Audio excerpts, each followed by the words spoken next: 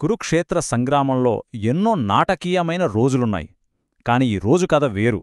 ఇది మొత్తం ఒకే ఒక్క శపథం చుట్టూ సమయంతో పోటీపడుతూ సాగే ఒక ఉత్కంఠభరితమైన కథనం. ఆలోచించండి, ఒకరి ప్రాణం అసాధ్యమనిపించే ఒక గడువుమీద ఆధారపడితే ఆ ఒత్తిడి ఎలా ఉంటుంది? ఆ రోజు కురుక్షేత్రంలో ఒక మహాయోధుడి విధి సరిగ్గా అలాంటి ఒక భయంకరమైన పరిస్థితిలోనే చిక్కుకుంది. ఆ రోజు యుద్ధం మొత్తం నడిచిందే ఒకే ఒక్క విషయం మీద. అదే అర్జునుడు చేసిన ఒక ప్రాణాంతకమైన శపథం. అది మాటలతో చెప్పిన ప్రతిజ్ఞ కాదు, తన ప్రాణాన్నే పణంగా పెట్టిన ప్రమాణం. ఇంతకీ ఏంటా శపథం అంటే చాలా స్పష్టంగా చెప్పాడు అర్జునుడు. ఈరోజు సూర్యాస్తమయం లోపల జయద్రథుణ్ణి నేను చంపలేకపోతే నేనే స్వయంగా అగ్నిప్రవేశం చేసి ప్రాణాలు వదిలేస్తాను.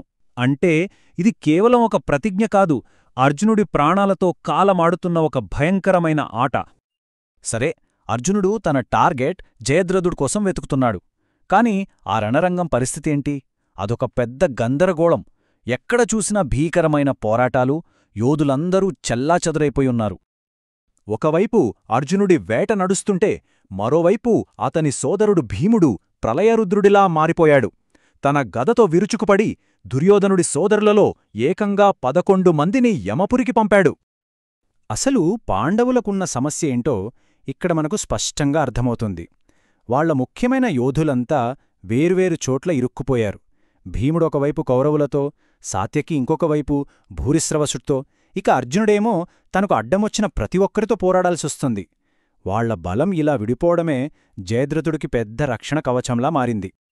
ఇంతలోనే భీముడికి కర్ణుడికి మధ్య ఓ భీకరమైన యుద్ధం మొదలైంది. కాని ఆశ్చర్యంగా ఆ యుద్ధానికి ఒక ముగింపు లేదు. ఎందుకంటే కర్ణుడు తన తల్లి కుంతికి ఇచ్చిన మాట కోసం భీముడి ప్రాణాలు తీయకుండా వదిలేశాడు. చూశారా, యుద్ధంలో ఈ వ్యక్తిగత బంధాలు ఎంత సంక్లిష్టంగా మారాయో? కర్ణుడితో పోరాటం ముగిసింది కదా అని భీముడు ఆగాడా? లేదు, అతని ప్రతాపం అస్సలు తగ్గలేదు.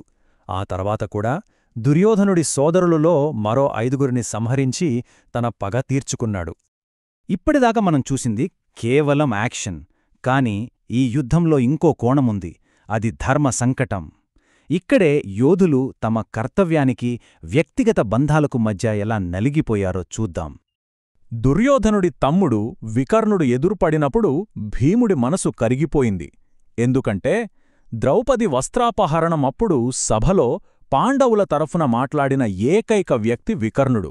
అందుకే భీముడు బాధగా, నా శపథం కోసం నీతో పోరాడాల్సి వస్తోంది, నన్ను క్షమించు అని వేడుకున్నాడు.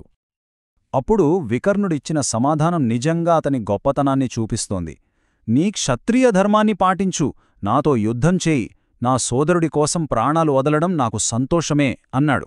చూసారా, ఇద్దరూ తమ తమ ధర్మానికే కట్టుబడ్డారు. వ్యక్తిగత బంధాలను కూడా పక్కన పెట్టారు. ఇంకోవైపు భూరిశ్రవసుడు అర్జునుణ్ణి సూటిగా ప్రశ్నించాడు. నేను నీతో యుద్ధం చెయ్యట్లేదు, అలాంటప్పుడు నా చేయి నరకడం అధర్మం అన్నాడు.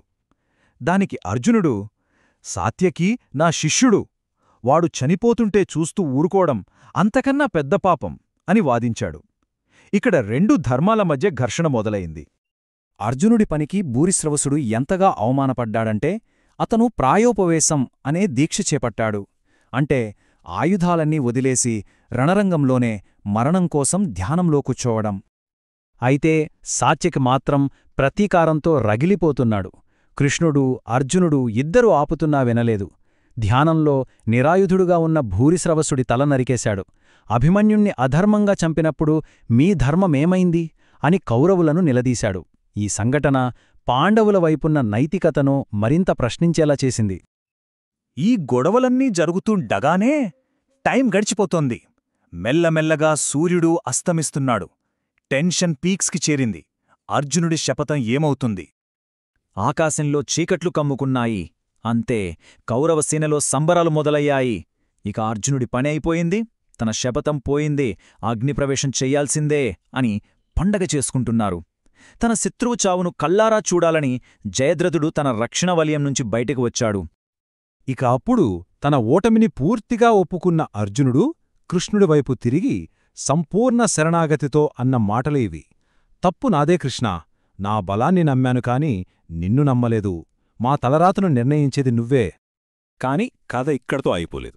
అర్జునుడు శరణ్ అన్న ఆ క్షణంలోనే శ్రీకృష్ణుడు అసలైన ఆట మొదలుపెట్టాడు. కథలో అసలైన ట్విస్ట్ ఇక్కడే ఉంది. కృష్ణుడి ప్లాన్ చాలా సింపుల్ కానీ బ్రిలియంట్. ముందుగా తన సుదర్శన చక్రంతో సూర్యుణ్ణి కప్పేశాడు. అంతే, సూర్యాస్తమయం అయిపోయిందనే భ్రమ క్రియేటయింది. అర్జునుడి ఓటమిని చూసి సంబరపడటానికి జయద్రథుడు బయటకు రాగానే కృష్ణుడు ఆ మాయను తొలగించాడు. ఒక్కసారిగా సూర్యుడు మళ్లీ ప్రకాశించాడు. ఇప్పుడు జయద్రథుడు అర్జునుడి బాణం ముందు నిస్సహాయంగా నిలబడ్డాడు.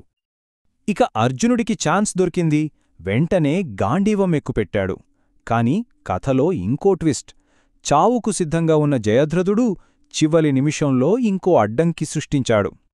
చావు కళ్లముందు కనిపిస్తున్నా జయద్రథుడు తన చివరి కార్డు వాడాడు.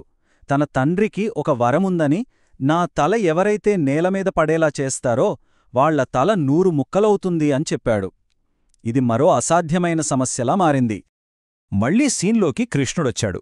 ఆయనిచ్చిన సొల్యూషన్ అద్భుతం. ప్లాన్ ఏంటంటే జయద్రథుడి తల నరకాలి, కాని అది కింద పడకూడదు. ఒక అస్త్రంతో ఆ తలను చాలా దూరం తీసుకెళ్లి తపస్సు చేసుకుంటున్న అతని తండ్రి వృద్ధక్షత్రుడి ఒడిలో పడేలా చెయ్యాలి. అర్జునుడు కృష్ణుడు చెప్పినట్టే చేశాడు. ఆ బాణం జయద్రథుడి తలను తీసుకెళ్లి తపస్సు చేసుకుంటున్న అతని తండ్రి వృద్ధక్షత్రుడి ఒడిలో పడేసింది. ఏమైందో తెలియక కళ్ళు తెరిచిన ఆయన భయంతో ఆ తలను కింద పడేశాడు. అంతే, ఆ వరం కారణంగా అతని తలే 100 ముక్కలైంది. అప్పుడు నిజమైన సూర్యుడు అస్తమిస్తుండగా పాండవ శిబిరంలో శంఖారావాలు మోగాయి. అర్జునుడి అసాధ్యమైన శపథం నెరవేరింది. సో ఫైనల్గా చూస్తే కృష్ణుడు చేసిన మాయ, సాత్యకి చేసిన అధర్మం, అర్జునుడు యుద్ధ నియమాల్ని పక్కన పెట్టడం, ఇవన్నీ చూశాక ఒక ప్రశ్న మిగిలిపోతోంది. ఆ రోజు పాండవులు సాధించింది ధర్మయుద్ధంలో గెలిచిన గెలుపా, లేక గెలవడం కోసం ధర్మాన్ని పక్కనపెట్టి సాధించిన విజయమా? ఈ ప్రశ్న ఆలోచించదగినదే.